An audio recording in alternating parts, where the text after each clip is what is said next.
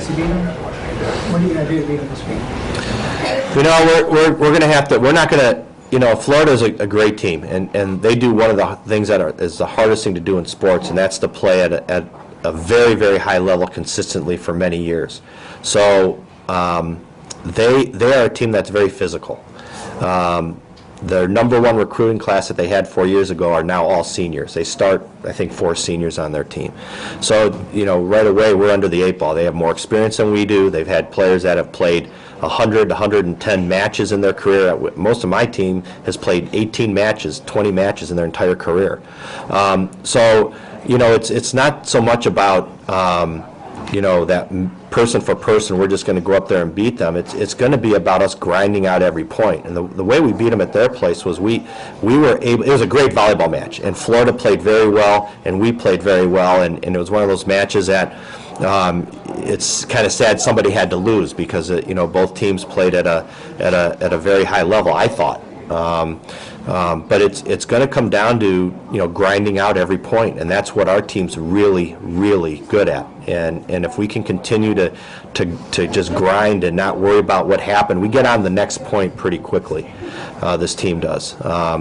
You know, we're going to have to go out there and nothing fancy. We're not going to fake, you know, Florida out with something new, anything like that. They're going to come at us. They have 2 All-Americans on their team. Christy Jekyll and Kelly Murphy are just tremendous players. You know, it's not like we're going to stop them and have them hit 0. We're going to have to slow them down as best we can, and then we're going to have to play as clean a game as we can.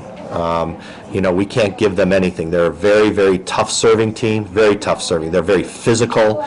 They make the court look small. That's one thing I've always said about Florida teams. If you look at them on tape, they have all these incredible athletes on the court, and they just make the court look small. How do you get a kill against this team?